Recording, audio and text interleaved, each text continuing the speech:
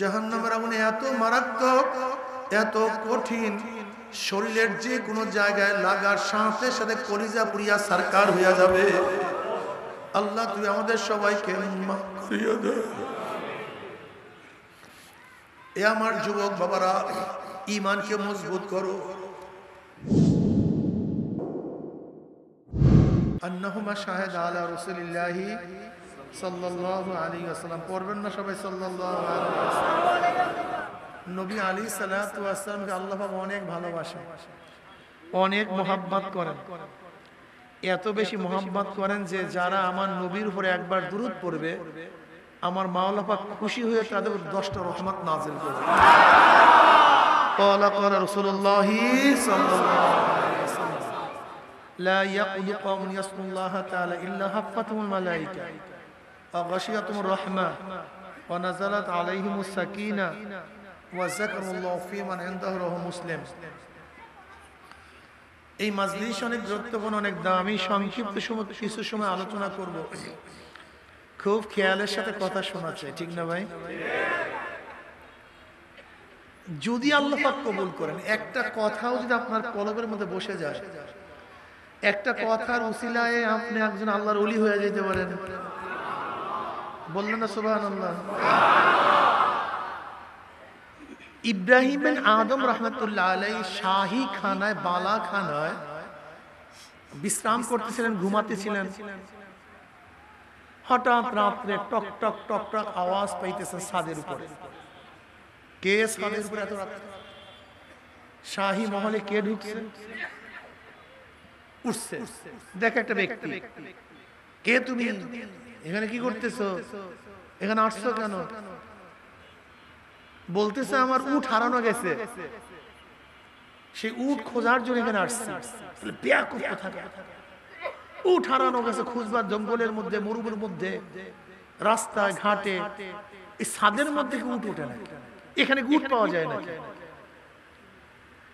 এবার ওই ব্যক্তি কতক্ষণ চুপ থাকার পরে বলে, আপনি আমাকে বেয়াকুব বললেন, আহমক বললেন। আমি তো দেখছি আমার সে আপনার বড় আহমক, বড় বেয়াকুব। বল তা আমার কি? বলে যেরকম ছাদের উপরে উট পাওয়া যায় না, এই আরামে আর শাহী মহলের মধ্যেও মাওলাকে পাওয়া যায় না। ব্যাস, বয়ান এতটুকু, এতটুকু ব্যাস। লাগছে কলিজার মধ্যে, আগুন জ্বলছে। কোথায় পাওয়া যায়? খোঁজা শুরু করছে। খুঁজতে খুঁজতে আজকে হাজারো বাদশারা দুনিয়া থেকে বিদায় হয়ে গেছে, কেউ কাউ নাম নেয় না। কিন্তু আজকেও সেই ওয়াজের ময়দানে সেই ইব্রাহিম বিন আদম রাহমাতুল্লাহ আলাইহি ওয়াজ করতেছি। এর কারণটা কি? আল্লাহ কবুল করছে। যাদেরকে আল্লাহ পাক কবুল করেন, এরা সহজে মৃত্যুবরণ করেন। দেখেন আমাদের ইমামরা, আবু হানিফা রাহমাতুল্লাহ আলাইহি, ইউসুফ রাহমাতুল্লাহ, মুহাম্মদ রাহমাতুল্লাহ, বুখারী রাহমাতুল্লাহ আলাইহি, মুসলিম রাহমাতুল্লাহ আলাইহি, সব সময় তাজকিরা মুযাকিরা চলতেই আছে। কি কথা ঠিক না? এর জন্য বয়ান বেশি দরকার হয় না, দুই একটা বয়ান যদি কলিজার মধ্যে লাগে। আব্দুল কাদের জিলানী রাহমাতুল্লাহ আলাইহির দরবারে শ্রোতারা বয়ান শুনতেন, হযরত বয়ান করতেন, দূর দূরান্ত থেকে মানুষ বয়ান শোনার জন্য আসতেন। এক মুরব্বী বয়ান শোনার জন্য আসতেন, কেউ তাকে চিনে না, নিশ্চয়ই লোকটা অনেক দূরের হবে। যেহেতু বুড়া মানুষ, চেহারার মধ্যে ক্লান্তির ছাপ। কিছুক্ষণ বয়ান শোনার পরই মুরব্বী রওনা করছে। লোকেরা প্রশ্ন করছে, কোথা থেকে আসছেন, কেন যান, কিসের জন্য আসছেন, বাড়ি কোথায়? বলে আমার বাড়ি অমুক দেশে। বলে অনেক দূরে। আসছিলেন কেন? বলে হুজুরের বয়ান শোনার জন্য। বলে যান কেন? কারণ বয়ান শোনা শেষ। আজীব, আমরা হুজুরের এত বয়ান শুনি, এরপরে শুনতে মনে চায়, তৃপ্তি হয় না, আরো শুনি। আর আপনি বলছেন হুজুরের বয়ান শোনা শেষ। বলে ভাই আমি বুড়া মানুষ, হুজুরের বেশি বয়ান মুখস্থও রাখতে পারবো না। কিন্তু হুজুরের বয়ানের মধ্যে ছোট্ট একটা বয়ান করছে, ওই একটা বয়ান আমি আঁকড়িয়ে ধরছি। বলে কি বয়ান করছে? কিন্তু হুজুরে বয়ানের মধ্যে বলছে নেকের কাজ ছাড়বা না, গুনার কাজ করবা। নেকের কাজ, গুনার কাজ, ব্যাস আমি ধরছি, নিয়ত করছি, নেকের কাজ ছাড়বো না, গুনার কাজ করবো না। বয়ানের প্রয়োজন আছে বলেন তো? আর দরকার আছে? শেষ। এই যত কিছু বলি, যত নসিহত, উদ্দেশ্যটা কি? নেকের কাজ ছাড়িও না, গুনার কাজ, বাস এইটাই তো বয়ান। আমি যে এইমাত্র আয়াত শরীফ আল্লাহ তো এই বয়ানই করছেন, ইয়া আইয়ুহাল্লাযীনা আমানু দুখুলু ফিস-সিলমি কাফা, হে ঈমানদারেরা ইসলামের মধ্যে পরিপূর্ণ প্রবেশ করো। ওয়ালা তাত্তাবিউ খুতুওয়াতিশ শাইতান ইন্নাহু লাকুম আদুউম মুবিন, ইত্তেবা অনুসরণ করিও না শয়তানের, কেন? সে তোমাদের প্রকাশ্য এবং গোপন দুশমন। ঈমান যার মজবুত তার জন্য আমল সহজ হয়ে যায়, আর যার ঈমান মজবুত না তার জন্য আমল কঠিন হয়ে যায়। এই প্রথম উসুল মনে রাখেন। যার ঈমান, বলেন না কেন, ভুলে গেছেন আপনি? বলেন কি বলছিলাম? যার ঈমান তার জন্য আমল করা কি হয়ে যায়? সহজ হয়ে যায়। আর যার ঈমান দুর্বল তার জন্য আমল করা কি হয়ে যায়? আর যার ঈমানই নাই, মাশাআল্লাহ, তো ভালো বয়ান, বুঝতে পারি। যার ঈমান মজবুত তার জন্য আমল সহজ, আর যার ঈমান দুর্বল আমল তার জন্য, আর যার ঈমানই নাই। কি বুঝলেন? সব খেলা ঈমানের মধ্যে। কি বুঝলেন? সব খেলা ঈমানের মধ্যে। আসলে আমরা নামাজ পড়ি, রোজা করি, এগুলি হলো ঈমানের বাস্তবতা, ঈমানের সামারা, ঈমানের ফল। ঈমান দেখা যায় না কিন্তু তার আসর দেখা যায়। ঈমান দেখা যায় না, তার নমুনা দেখা যায়। রুহু দেখা যায় না কিন্তু চক্ষু দেখলে বোঝা যায় রুহুর অবস্থাটা কি। রুহু দেখা যায় না, হাত পা নড়া দেখে বোঝা যায় ভিতরে রুহু আছে। রুহু দেখা যায় কিন্তু হাঁটলে বোঝা যায় তার মধ্যে কি আছে। আর যে ব্যক্তি কারবার শেষ, রুহু দেখা যায় না, বোঝা যায় কি নাই। আমার কথা মনে হয় বুঝেন না, জবাব যে ঠিক মতো দেন না। আপনি যেতে না মরা, আপনি কি যেতে না মরা? আমি তো আপনার রুহু দেখি রে, বুঝলাম কেমনি আপনার যেতা? হ্যাঁ, বুঝাতে পারি নাই, বুঝাতে পারি নাই। আমি যেতা না মরা, বুঝলেন কিভাবে? আমার রুহু তো কেউ দেখেন নাই। আমার অ্যাক্টিভিটিস, আমার চাহুনি, আমার কথাবার্তা, আমার নড়াচড়া প্রমাণ করে আমার মধ্যে কি আছে। ঠিক নামাজ, রোজা, হজ, যাকাত, ইবাদত প্রকার তার মধ্যে ঈমান আছে। ঈমান দেখা যায় না কিন্তু ঈমানের সামারা দেখা যায়। রুহু দেখা যায় না, তার অ্যাক্টিভিটিস দেখা যায়। এই যে অনেকেই নামাজ পড়ে না, কারণ নামাজ না পড়লে কি হবে? ঈমানটা মজবুত আছে। তোর ঈমানই তো নেই বেটা। ঈমান থাকলে তুমি নামাজ না পড়িয়া পারতা না। একটু উদাহরণ দিলে বুঝবেন। ঈমানের শাব্দিক অর্থ কি? বিশ্বাস। ঈমানের শাব্দিক অর্থ ধরে নেন। সাবার যার এসপি সাহেব রাত্র ৩টার সময় আপনার বাড়িতে নক করছে, টক টক টক টক। কে? আমি SP. Sir sir sir sir sir sir উঠছেন, লাফ দিয়ে উঠছেন। প্রচন্ড শীত। দেখেন এসপি সাহেব পুলিশ নিয়ে দাঁড়ানো। যুবকের অবস্থা বুঝেন তো কি অবস্থা হয়েছে? কলিজা আছে তাতে অবস্থা কেরাসিন। এসপি সাহেব বলতেছে, শোন, এই প্রচন্ড ঠান্ডার মধ্যে, এই যে ঠান্ডা পানির মধ্যে 100 ডুব দেখ, যদি ডুব না দাস তোকে অ্যারেস্ট করবো, 6 বছর জেল। কি যুবক ডুব দিবে? প্রচন্ড ঠান্ডা, যে পানি যে ঠান্ডা, শীত, আপনার জ্বর জ্বর ভাব, কেন দিবেন? কে বলছে? এসপি সাহেবকে চিনছেন, বিশ্বাস হয়ে গেছে। যদি আমি গিয়া বলতাম এই ডুব দে না, 6 বছর জেল, ডুব দিতেন? কেন দিতেন না? বিশ্বাস হয়ে গেছে। হুজুর 6 বছর জেল দিতে পারে না, হুজুর নসিহত করতে পারে কিন্তু জেল দিতে পারে না। হুজুর কি কথা ঠিক না? এসপি সাহেব নসিহত করতে পারে না কিন্তু কি দাম করে এক কেসের মধ্যে ঢুকে যাবে, কারবার শেষ। এই বিশ্বাস আমার উপর ছিল না, জেল দিতে পারি, এর জন্য আমার কথা মানেন নাই। কিন্তু এসপি সাহেবের বিশ্বাস ছিল সে জেল দিতে পারে, এর জন্য তার কথা। তো এই কথা মানা এবং না মানা কিসের উপরে হয়েছে? জোরে বলেন মাশাআল্লাহ। তাহলে বিশ্বাস আগে কাজ পড়ে নাকি কাজ আগে বিশ্বাস পড়ে?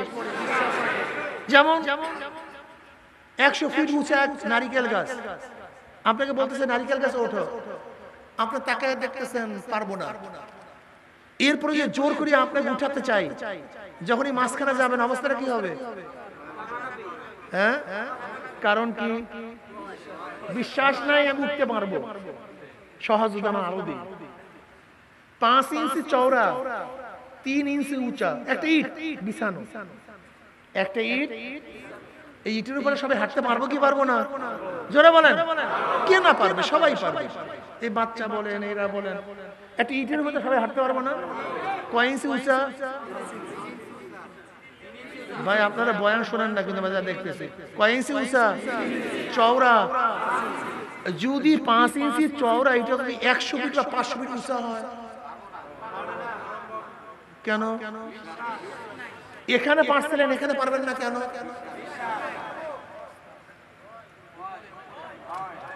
এখানে ভয় ছিল না কেন? হ্যাঁ, এখানে ভয় হয়েছে কেন? তাহলে কাজ আগে না বিশ্বাস আগে? আমি হাঁটতে পারলাম কি আমার জানার কারণে, বিশ্বাসের কারণে? এখানে হাঁটতে পারি নাই কেন? বিশ্বাস নেই। তাহলে বিশ্বাস বিশ্বাস কাজ। ফট করে একজন বললে এটা আপনার বাবা, আপনার শ্রদ্ধা সম্মান করেন। আমি দেখি বললাম এটা আমার বাবা না, আমি শ্রদ্ধা করবো? কারণটা কি? বিশ্বাস হয়নি আমার বাবা। কিন্তু যখন একজন মুরব্বী বলছে তুই তুই বাবাকে হারায় ফেলাইছে, মনে আছে? বলে হ্যাঁ। একটু একটু মনে আছে তোর চেহারা? বলে হ্যাঁ। এই তো সেই তোর বাবা, আমার বাবা। কি অবস্থা? এবার শ্রদ্ধা চলবে কি চলবে না? তো এনার তো শ্রদ্ধা করলাম না, ওনাকে শ্রদ্ধা করলাম কেন? তাহলে বিশ্বাস আগে। এর জন্য প্রত্যেকটা কাজের বিশ্বাস আগে, এর জন্য ঈমান আগে আমল পর। ইন্নাল্লাযীনা আমানু ওয়া আমিলুস সালিহাত। বুঝাতে পারি না। এখন বলেন তো এসপি সাহেবের ভয়ে যদি ফজরের সময় প্রচন্ড শীতের মধ্যে ঠান্ডা পানির মধ্যে 100 ডুব দিতে পারেন 6 বছরের জেলের ভয়ে, তা আমার মাওলা যে ফজরের সময় ডাক দিয়েছে হাইয়া আলাস সালাহ, হাইয়া আলাল ফালাহ, আসসালাতু খায়রুম মিনান নাওম, আয় নামাজের দিকে, আয় নামাজের দিকে। ঘুমের চেয়ে নামাজ উত্তম। এক ওয়াক্ত নামাজ কাজা করলে জাহান্নাম। মা সালাকাকুম ফি সাকার ক্বালু লাম নাকু মিনাল মুসাল্লিন। সাকারটা জাহান্নামের নাম। সাকার কিসের নাম? সাকার নামীয় জাহান্নামকে প্রশ্ন করা হবে কপাল পরে, সাকার নামীয় জাহান্নামে কেন আসছো? এ তো বহুত মারাত্মক কঠিন জাহান্নাম, কোন জিনিসে তোকে জাহান্নামে নিয়ে আসছে? মা সালাকাকুম ফি সাকার। ধাক্কাইতে ধাক্কাইতে হাঁকাইতে হাঁকাইতে কোন জিনিসে তোদেরকে জাহান্নামে নিয়ে আসছে? ক্বালু, জাহান্নামীরা বলবে লাম নাকু মিনাল মুসাল্লিন। দুনিয়াতে আমরা কি ছিলাম না? আমরা মুসল্লি ছিলাম না, নামাজ পড়তাম না। এই নামাজ না পড়ার কারণে আমি জাহান্নামে চলে আসছি। যেই মাওলা পাক বলেন নামাজ না পড়লে জাহান্নাম, অথচ এসপির ভয়ে ফজরের সময় ডুব দিয়া ঠান্ডার মধ্যে তুমি কষ্ট করতে পারলা, কিন্তু মাওলার জাহান্নামের ভয়ে তুমি কেন নামাজ পড়তে পারলা না? এর কারণটা কি? জোরে বলো কি নাই? ঈমান নাই, আসলে বিশ্বাস নাই। বিশ্বাস যদি থাকতো তোমাকে 1000 কোটি টাকা দিলেও তুমি ঘুমাতে পারতা না। যেরকম তোমরা বন্ধুরা ঘোরার জন্য গেছো বান্দরবান, রাঙ্গামাটি, খাগড়াছড়ি পাহাড়ের মধ্যে ঘুরতে আসো। পাহাড়ের মধ্যে বহুত গর্ত। এক বন্ধু বলতেছে তোকে আমি 1 লক্ষ টাকা দেবো, গর্তের মধ্যে আঙ্গুল দিয়া রাখ। তুমি আঙ্গুল দিবা কেন? কি আছে? নিশ্চিত আছে, নিশ্চিত আছে যদি থাকে যদি যদি থাকে 1 লক্ষ টাকা দিয়ে কি করব? আঘাত করলে শেষ। এই যদি থাকে, এই ভয়ে যদি সাপের গর্তে আঙ্গুল না দাও, আমার নবী বলছে নাফরমানের কবরের মধ্যে 99টা সাপ জমা হয়ে যাবে। সেই সাপের ভয়ে তুমি কেন নামাজ কাজা করো? কেন নামাজ পড়ো না? নিশ্চয়ই নবীর কথা বিশ্বাস করো নাই, আমার নবীর কথা মানতে পারো নাই। আমার নবী বলছে 1 ওয়াক্ত নামাজ ইচ্ছা করিয়া কাজা করলে 2,88,00,000 বছর জাহান্নাম। কোরআন কি বলছে জাহান্নাম সম্পর্কে? নারুল্লাহিল মুকাদাতুল্লাতি তাত্তালিউ আলাল আফিদা। জাহান্নামের আগুন এত মারাত্মক, এত কঠিন, দুনিয়ার আগুন হাতে লাগলে হাত পড়ে, পায়ে লাগলে পাও পড়ে, শরীরের যে কোনো জায়গায় লাগলে সেই জায়গায় পড়ে। আর জাহান্নামের আগুন সম্পর্কে আল্লাহ পাক কালামে পাকের মধ্যে ফরমান, নারুল্লাহিল মুকাদাতুল্লাতি তাত্তালিউ আলাল আফিদা। জাহান্নামের আগুন এত মারাত্মক, এত কঠিন, শরীরের যে কোনো জায়গায় লাগার সাথে সাথে কলিজা পুরিয়া সরকার হয়ে যাবে। আল্লাহ তুই আমাদের সবাইকে মাফ করিয়ে দে। এ আমার যুবক বাবারা, ঈমানকে মজবুত করো। কোরআন সত্য, কোনো সন্দেহ নাই। কোরআন সম্পর্কে তোমার জানা নাই। কোরআন এমন বিষয় সম্পর্কে আলোচনা করছে যেই বিষয় সম্পর্কে বৈজ্ঞানিকরা কখনো আলোচনাই তখন করে নাই। কোরআন যেই সময় সূর্য জগৎ নিয়ে আলোচনা করছে, বিজ্ঞানীরা সেই সময় সূর্য জগৎ নিয়ে আলোচনা করে নাই।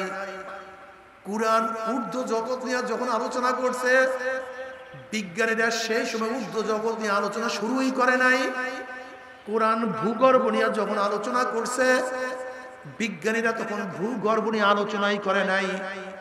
কোরআন যখন সাগর নিয়ে আলোচনা করছে, বিজ্ঞানীরা সাগর নিয়ে গবেষণাই শুরু করে নাই।